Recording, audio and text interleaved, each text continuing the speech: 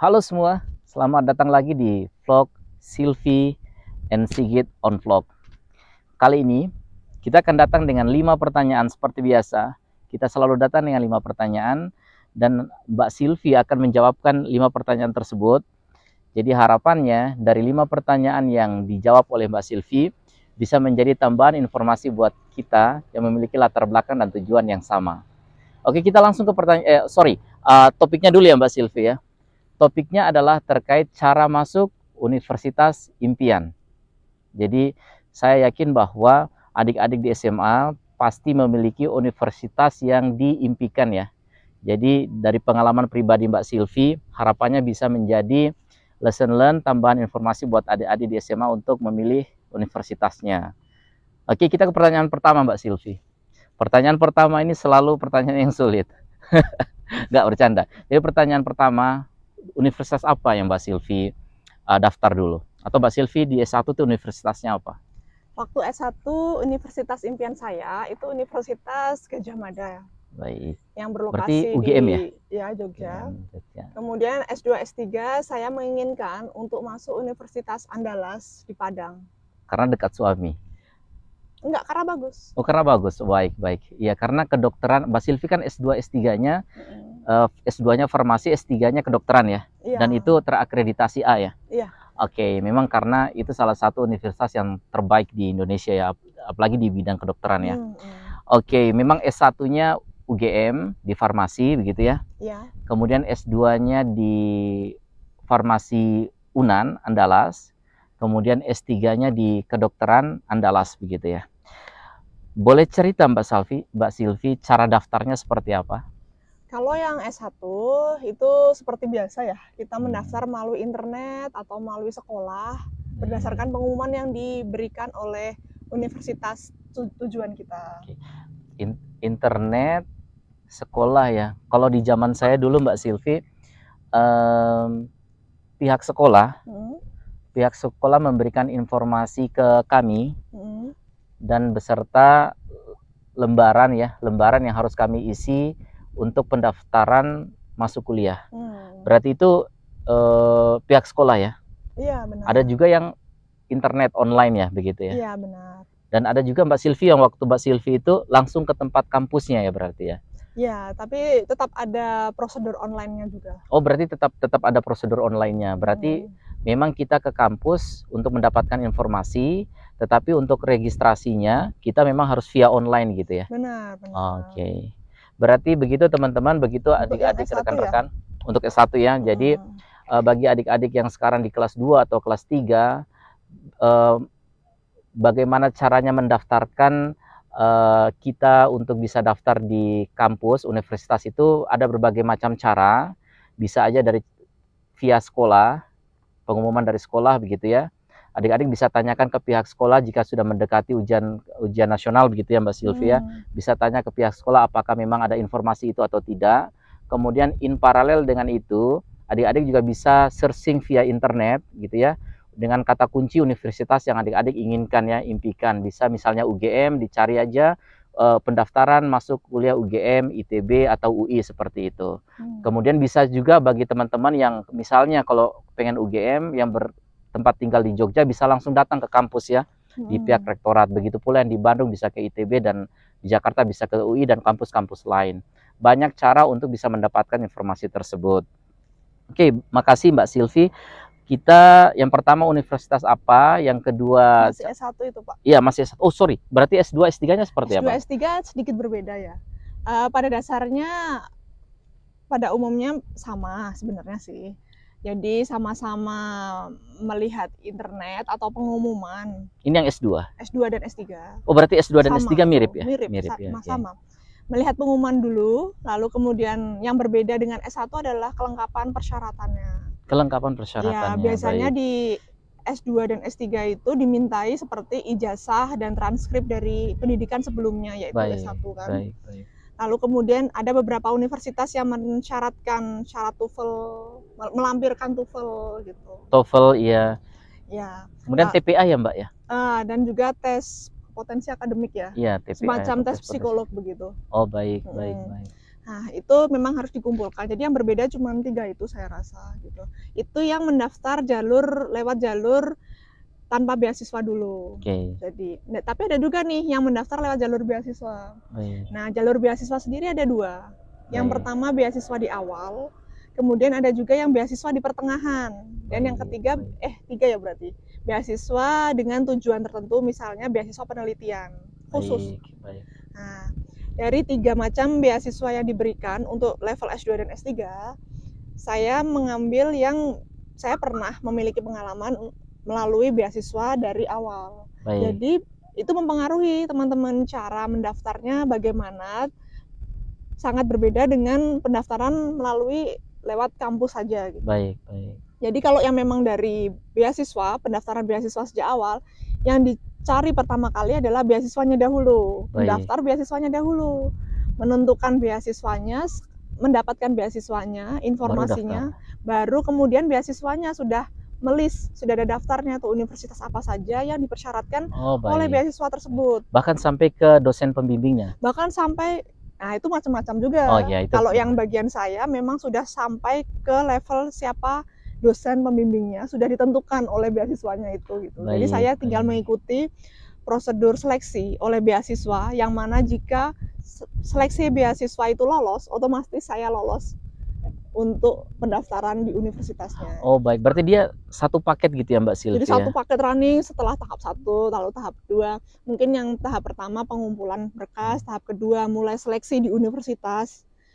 Lalu yang ketiga seleksi oleh dosen pembimbing yang sudah tercantum yang dipersyaratkan oleh beasiswa tersebut. Nah, kemudian ketika itu sudah lolos beasiswa, otomatis akan lolos di universitas. Nah, namun ada juga nih beasiswa pertengahan. Jadi mendapatkannya biasanya di semester 2. Pertengahan itu ya? Atau semester 3. Jadi persyaratannya berbeda. Biasanya sih mengumpulkan transkrip nilai. Tapi yang jelas untuk dinyatakan lulus kuliah dari kampus tersebut sama lulus untuk diterima di kampus tersebut dan lulus beasiswa itu terpisah ya. Yang kedua ya. Karena yang pertama tadi yang pertama kan sekali pengumuman maka dia dinyatakan lulus untuk keduanya. Ya, diterima beasiswa dan diterima oleh kampus. Oke, itu salah satu perbedaan yang di kedua ya. Oke. Lalu yang ketiga beasiswa yang memang memiliki tujuan khusus, misalnya beasiswa penelitian. Jadi kita menulis proposal dulu nih, proposal tentang penelitian yang sudah kita buat secara sistematis ya, sudah memiliki latar belakang, tujuan, cara kerja, alat dan bahan, dan sedikit mengenai hipotesis dan yang terkait dengan yang bisa ditulis di bagian pembahasan. Baik. Berarti memang untuk yang ketiga ini berarti bisa dari awal, bisa dari pertengahan, dan bisa ketika melakukan disertasi. Boleh. Ya, tapi yang jelas yang ketiga ini dia harus ada proposalnya dulu ya. Sudah harus ada proposalnya, lalu meminta persetujuan dari dosen pembimbingnya satu persatu, kemudian surat izin lab mungkin memang harus disertakan ya, karena tidak mungkin kita tiba-tiba sudah setujui tapi labnya belum menyetujui begitu. Jadi memang harus sudah ada surat persetujuan, sudah lengkap lah, dimasukkan ke pemberi beasiswanya, bisa pemerintah maupun swasta. Nanti ketika kita lolos tinggal turun bantuan atau beasiswanya itu. Oh baik. Jadi Mbak Sylvie, saya izin merangkum untuk jawaban pertanyaan ketiga ini ya. Berarti dibagi untuk yang S1. Untuk yang S1 itu kita bisa langsung datang ke kampus. Kemudian biasanya walaupun sudah datang ke kampus, kita juga diminta untuk daftar via online gitu ya. Yang kedua bisa langsung online. Kita search di internet kampus mana yang kita inginkan, lalu kita daftar di sana ya.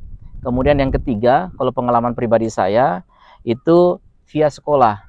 Jadi sekolah yang akan memberikan informasi bahwa sekolah mendapatkan informasi dari pihak kampus untuk pendaftaran gitu ya. Itu untuk S1 ya.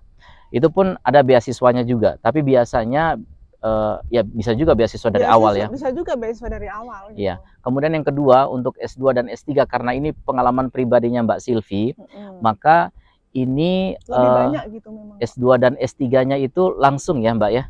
Sekali melakukan pendaftaran itu S2 dan S3 gitu ya. Dan beasiswanya langsung sejak awal. Jadi ketika dinyatakan lulus, maka yang pertama sudah lulus S2 dan S3. Iya, benar. Yang kedua, beasiswanya dinyatakan lulus. Yang ketiga, langsung otomatis kampusnya dinyatakan menerima. Iya. Begitu ya. Itu yang S2, S3 yang model 1. Model kedua, bisa saja di dalam proses semester tersebut baru kita ajukan beasiswa. Sehingga memang kita harus lulus dulu masuk ke universitas yang untuk S2-nya. Baru kita ajukan beasiswa. Ya, syaratnya ada transkrip dan lain sebagainya. Ya. Yang ketiga, dia beasiswa khusus. Beasiswa khusus itu ya mungkin karena dia ada penelitian terkait topik yang khusus gitu ya. Ya, sehingga dia harus membuat sebuah, biasanya ya umumnya membuat sebuah proposal yang di dalamnya itu judulnya terkait dengan topik khusus tersebut. Kemudian latar belakangnya ada, tujuannya ada, apa yang harus dia lakukan itu sudah ada dalam satu proposal begitu ya. Oke Mbak Silvi, kita lanjut ke pertanyaan berikutnya ya. Pertanyaan berikutnya, setelah kita tahu cara masuknya, begitu setelah kita masuk itu biasanya ini untuk persiapan masuk ya. Cara belajarnya seperti apa Mbak Silvi? Nah, cara belajarnya itu adalah yang pertama mengetahui apa yang akan diujikan. Itu berlaku baik S1, S2, S3.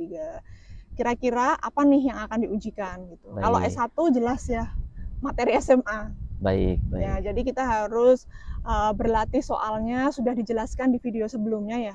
Tentang kurang lebih sama dengan bagaimana cara mendapatkan nilai sempurna di ujian nasional, itu sekaligus belajar untuk ujian masuk universitas impian. Nah, yang S2, S3 juga ada juga seleksinya gitu, tapi spesifik kan jurusannya biasanya melanjutkan jurusan yang S1, kemudian nanti akan ditemukan oleh dosen-dosen yang akan menyeleksi kita. Ya, artinya kita harus mencari opportunity itu ya. Harus mencari opportunity. Iya, artinya. Ya, jadi persiapannya ya tidak jauh berbeda dari tidak jauh-jauh dari belajar yang rajin lah. Ya, belajar yang rajin adalah ibaratnya kita mempersiapkan kompetensi kita gitu ya. Tetapi mencari opportunity kita harus bergerilya itu teman-teman. Ya, kita harus cari tahu ke mungkin kolega kita, kita harus cari tahu di internet apakah apa yang kita pelajari ini bisa kita daftarkan untuk beasiswa, seperti itulah ya. Oke. Makasih Mbak Silvi. Saya ke pertanyaan berikutnya. Ini mungkin pertanyaan terakhir ya Mbak Silvi ya. Boleh. Oke, pertanyaan terakhir. Setelah kita mencari universitas impian kita ya, kita tentukan misalnya universitas A. Itu pertanyaan pertama. Pertanyaan kedua, kemudian setelah kita tahu bagaimana cara kita mendaftarkan. Ya, pertanyaan ketiga, setelah itu bagaimana cara kita mempersiapkan gitu ya. Materinya ya. Sudah ready nih semua. Tiba-tiba di hari ujian kita grogi. Jadi bisa nggak Mbak Silvi sharing lesson learn Mbak Silvi, tips di hari ujian, di hari hanya? Oh, tips di hari ujian. Karena memang kan ujian itu dibagi beberapa hari ya biasanya, tidak semuanya langsung satu hari. Nah, itu yang pertama adalah mungkin 2 hari, 3 hari? Ada yang 2 mungkin. Katakan aja 2 hari. Iya, kalau ujian S1 biasanya lebih dari 1 hari ya. Oh gitu? Ya, ujian S1 lebih dari 1 hari. Kalau saya dulu kebetulan 1 hari. Itu yang tes masuk universitas, ujian umum ya. Oh sorry, iya oke. Tapi kan ada beberapa cara masuk universitas, misalnya melalui rapor, melalui prestasi akademik. Yang kami bicarakan adalah yang tentang ujian tulis masuk universitas. Baik. Yang pertama adalah tidur cukup. Minum air putih yang cukup. Ini syarat-syarat umum nih. Syarat-syarat umum aja. Jangan stres. Lalu yang tidak kalah penting itu ketahui medan lokasi perangnya itu di mana. Gitu. Lokasi. Oh iya. Jangan sampai kita belum tahu nih lokasi titik koordinat gedungnya tuh di mana gitu. Kalau saya saya rasa semua orang ya. Jadi sebelum hari H ujian biasanya kami mendatangi tuh lokasi ujian. Iya. Itu memang harus dipastikan, Mbak. Iya, harus pastikan. Iya, harus jadi perhatian ya. Kita harus mengetahui di mana nomor kursi kita. Betul. Gitu. Lalu memastikan kartu, nama kita gitu. Betul. Lalu yang ketiga di mana toiletnya. Siapa tahu kita membutuhkan waktu untuk ke toilet, jangan sampai kita buang waktu lama padahal kan waktu ujian itu sudah ditentukan gitu. Betul. Nah, seperti itu. Jadi ketahui dulu, survei beberapa hari sebelumnya. Iya, kalau bisa H-1. Bahwa kita harus tahu gedungnya di mana gitu kan. Kemudian mejanya di mana, kursinya di mana. Di situ memang di meja dan kursi itu memang benar tertulis nomor peserta kita apa enggak. Iya. Jangan sampai pas hari H kita ke sana enggak ketemu, grogi kita. Malah telat lagi. Malah telat. telat, ya anggap Membuang aja waktu. tidak telat tapi groginya, adrenalinnya udah Ya. muncul. Ya, lalu itu yang sebelum hari hanya ya. Di hari hanya tadi seperti saya sudah sebutkan, minum air cukup, tidur yang cukup, Baik.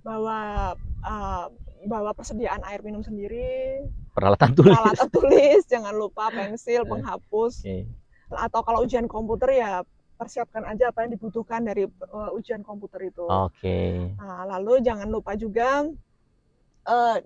datangnya nih berapa menit sebelumnya gitu. Yang penting jangan terlalu lambat dan jangan terlalu cepat. Oke. Kalau terlalu awal pun nanti kelamaan menunggu jenuh juga kita, nggak konsentrasi. Oh gitu. Membuat kita tidak fokus gitu. Oh tidak fokus bisa.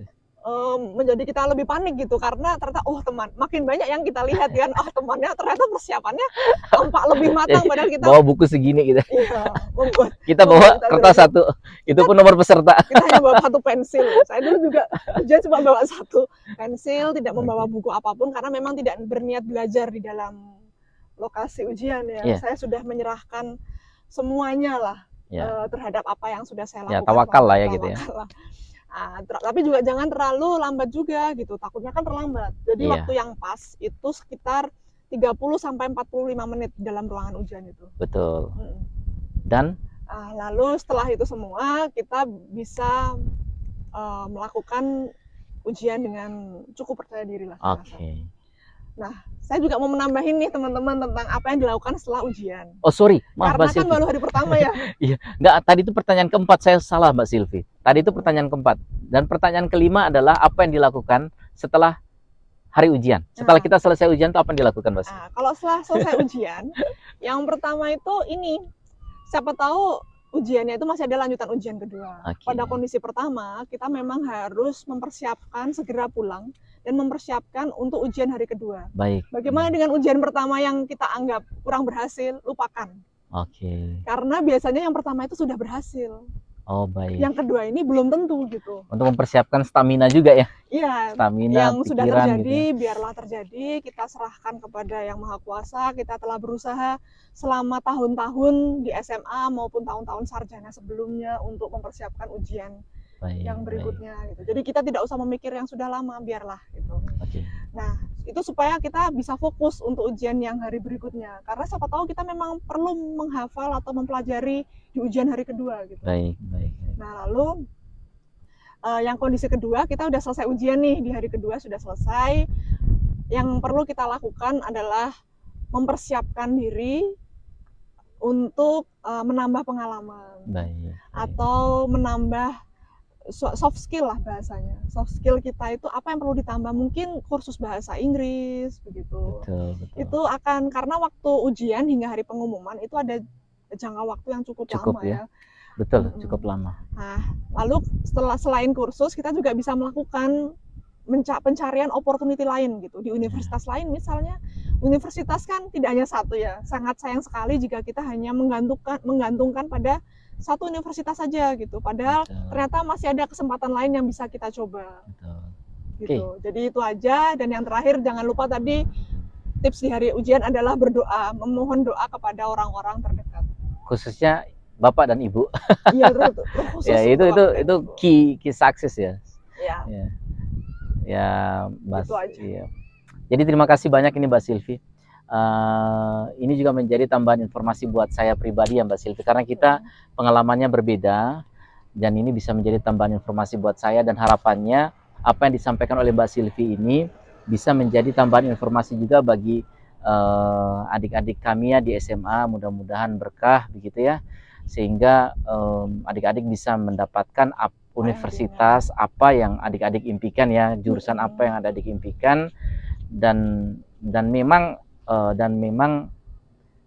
penuh tantangan, sehingga tapi jangan menyerah, dan adik-adik harus mempersiapkan rencana-rencana mitigasi apa untuk menjawab tantangan-tantangan tersebut, sehingga objektif dari adik-adik untuk masuk ke universitas itu bisa adik-adik dapatkan.